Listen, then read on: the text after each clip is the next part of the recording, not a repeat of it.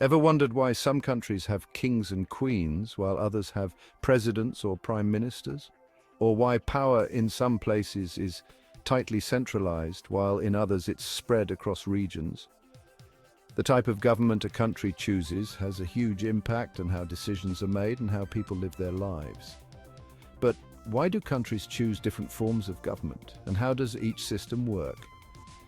In today's video, we're going to explore the main types of government found around the world, from centralized unitary governments to the decentralized federal systems, and we'll even touch on monarchies, dictatorships, and other unique systems like confederations. By the end of this video, you'll have a better understanding of how different countries govern themselves and why it matters. Let's dive in. Unitary government. First up, we have the unitary government. In a unitary system, one central authority holds most, if not all, of the power. The central government has the final say on major decisions, and any local or regional governments basically act as extensions of the central authority. For example, in France, the national government sets policies that apply uniformly across the entire country. Even if there are local governments, their power is limited and they're primarily there to carry out decisions made by the central authority. Another great example is Japan, where the national government holds most of the political power and local administrations are essentially executing its policies. In these countries, the advantage is that things tend to run smoothly because there's a single source of power, decisions are made faster, and the law is applied uniformly across the country. But on the flip side, this centralization can leave local governments with little autonomy. In places with diverse populations or different regional needs, this can lead to dissatisfaction as local issues may not be addressed properly. Pros of unitary governments include efficiency and the ability to enact policies uniformly across the entire country.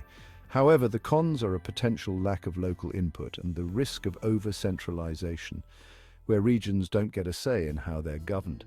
Countries like the United Kingdom also use this system, but with a twist. Regions like Scotland and Wales have been given some level of autonomy, showing that even within a unitary system, some flexibility can be applied. Federal government. Now let's talk about federal governments. In contrast to unitary systems, federal governments divide power between a central authority and regional governments, which often have their own legislatures, executives, and courts. This means that regional governments, like states in the United States or provinces in Canada, have the ability to make their own laws and govern themselves in many areas. In a federal system, power is shared, and regions have a significant amount of autonomy. For example, in the United States, the federal government handles national defense, foreign policy, and monetary policy, while state governments are in charge of things like education, public health, and infrastructure. The advantage of this system is that it allows regions to cater to their unique needs, which is especially helpful in large or diverse countries. However, one of the major drawbacks is that it can lead to bureaucratic delays and even conflict between the central government and the states or regions. Germany is another example of a federal government with power shared between the national government and the individual Länder, states.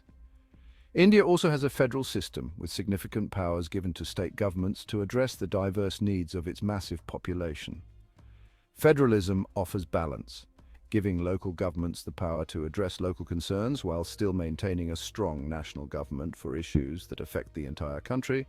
But with that balance comes complexity, and sometimes it can be slow to make decisions, especially when local and national governments disagree. Confederation! Next, let's explore the confederation system, which is quite rare nowadays. In a confederation, sovereign states come together to form a loose alliance. The central authority in a confederation is usually quite weak, and the individual states retain most of the power. Historically, a notable example was the Confederate States of America, which existed during the American Civil War. The states in the Confederacy wanted to maintain as much independence as possible with a very weak central government. Today, you can find elements of a confederation in organizations like the European Union. While not a traditional confederation, the EU allows its member countries to retain most of their sovereignty while cooperating on issues like trade and migration. The central EU institutions have authority over some things, but the member countries still have significant control over their own laws and policies. The advantage of a confederation is that it gives states or regions a lot of autonomy. But the disadvantage is that it can be difficult to make unified decisions. If the individual states or regions disagree on important issues, the weak central government often doesn't have the power to enforce its decisions. Monarchy. Let's move on to monarchies. Monarchies are governments where a king, queen, or emperor holds the position of head of state, often for life. Monarchies can be either absolute or constitutional. In an absolute monarchy, the monarch has almost complete control over the government, like in Saudi Arabia. On the other hand, constitutional monarchies, such as the United Kingdom and Japan, have monarchs who perform ceremonial duties, while real political power is in the hands of elected officials. These countries have parliaments and prime ministers, and the monarch acts more as a symbolic figure. The pros of monarchies, particularly constitutional ones, include a sense of stability and tradition. The downside of absolute monarchies, however, can be a lack of democracy and fewer checks on the monarch's power. Dictatorship. Then we have dictatorships, where one individual holds absolute power, often gained through force or manipulation. The dictator makes all the major decisions for the country, usually without input from other branches of government or the population. Examples include North Korea, where Kim Jong-un holds absolute power, and Syria under the leadership of Bashar al-Assad. In these regimes, power is centralized in one person or a small group with no checks and balances. The advantage, if you can call it that, is that decisions are made quickly without the need for debate or negotiation. But the disadvantages are significant: lack of human rights, suppression of freedom, and often corruption. Parliamentary system. In a parliamentary system, the executive branch is directly accountable to the legislature, often called a parliament. The head of government is usually a prime minister who is chosen by the majority party in parliament. Countries like the United Kingdom, Canada, and Australia use parliamentary systems where the executive and legislative branches are closely connected. This can lead to stability, since the government is often unified, but it can also mean that one party holds a lot of power. Presidential system. In contrast, the presidential system separates the executive and legislative branches. The president is both head of state and government and is elected separately from the legislature.